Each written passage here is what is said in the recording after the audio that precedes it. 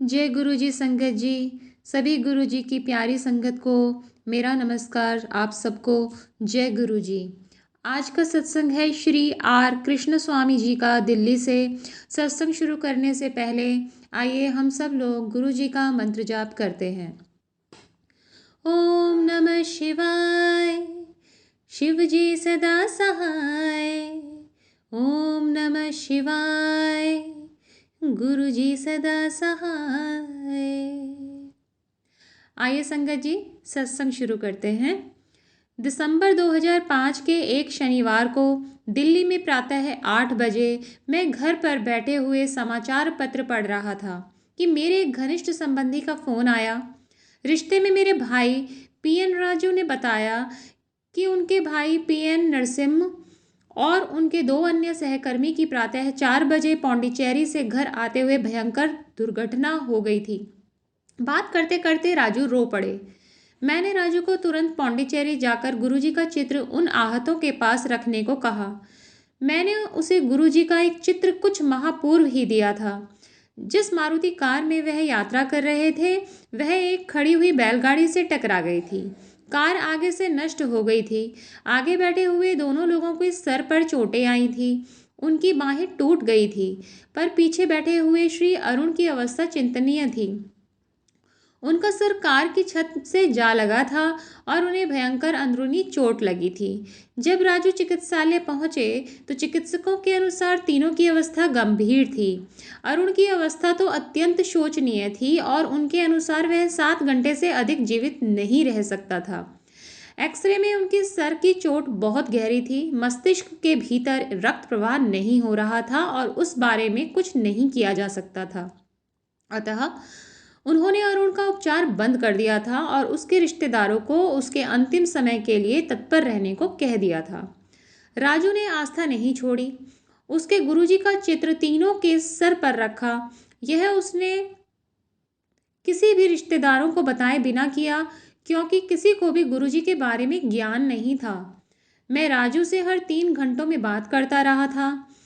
वह जब भी रोगियों के समीप होता तो गुरुजी का चित्र उनके पास रखकर गुरुजी से प्रार्थना करता था। परिणाम तुरंत विदित होने लगे।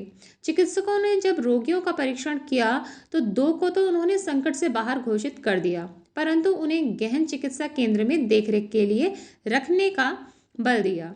अरुण का परीक्षण करने पर वह चकित रह गए। न केवल उसने वह 7 घंटे की सीमा पार कर ली थी, उसकी अवस्था में सुधार भी हो रहा था। चिकित्सकों के प्रश्न करने पर वह कुछ उत्तर नहीं दे पा रहे थे। अगले दिन चिकित्सक स्तब्ध रह गए। अरुण का परीक्षण करने पर उन्होंने उसका तीव्रता से सुधार होते देखा। तब उन्होंने कहा कि वह ठीक तो हो जाएगा, परंतु सामान्य जीवन व्यतीत नहीं कर पाएगा। दुर्घटना के 2 सप्ताह बाद तक राजू गुरुजी का चित्र रोगियों पर रखता रहा। 1 माह के उपरांत अरुण पुरानी बातें याद करने लगा और उसने शैया से उठने की आकांक्षा व्यक्त की। गुरु कृपा से वह स्वस्थ होता गया और 3 मास के बाद उसने कार्यालय भी जाना आरंभ कर दिया। अरुण का उपचार करने वाले चिकित्सक केवल आश्चर्य कर सकते थे। उनको पता ही नहीं था कि गुरुजी ने अपने अनुयायी की पुकार सुनकर उनकी रक्षा करी है, जिन्होंने गुरुजी के बारे में सुना भी नहीं था। गुरुजी के आशीर्वाद का एक अवसर 9 मास पूर्व भी आया था, जब मैंने गुरुजी के दर्शन भी नहीं किए थे। मैं अपने 2 अतिथियों से वार्तालाप कर रहा था, मेरी मामी श्रीमती विजया और भाभी श्रीमती राजलक्ष्मी। मेरी मामी स्पॉन्डिलाइसिस की रोगी थी और भाभी पिछले 15 वर्ष से असीसी दर्द से पीड़ित थी। वार्ता करते हुए विजया ने बताया कि ना तो वह शैया पर सो पाती थी, ना ही किसी भी वाहन जैसे रिक्शा, कार, बस या ऑटो में यात्रा कर पाती थी। वह अपने मन की शांति खो चुकी थी। तमिलनाडु के एक विशिष्ट स्पॉन्डिलाइसिस विशेषज्ञ डॉक्टर मयल वाहन ने कह दिया था कि उनको इस वेदना के साथ ही शेष जीवन व्यतीत करना पड़ेगा। श्रीमती राजलक्ष्मी को इतनी अधिक पीड़ा होती थी कि वह आत्महत्या करने तक का सोचने लगती थी। कुछ एक बार उसने सोने की अधिक गोलियां ले ली थी, पर असफल रही थी। मुझे पता नहीं था कि मेरे मन में यह विचार कैसे उत्पन्न हुआ, किंतु मैंने उनको कह दिया कि गुरुजी के समक्ष यह समस्याएं रखने से उनको मुक्ति मिल जाएगी। उस समय मेरे पास गुरुजी का एक ही चित्र था, पर मैं उनको गुरुजी के बारे में बताता गया। मैंने उनको बताया कि कैसे उनसे भी अधिक गंभीर रोगी गुरुजी की कृपा से स्वस्थ हुए हैं। मैं उनको गुरुजी के भक्तों के स्मरण कोई 10 मिनट तक सुनाता रहा।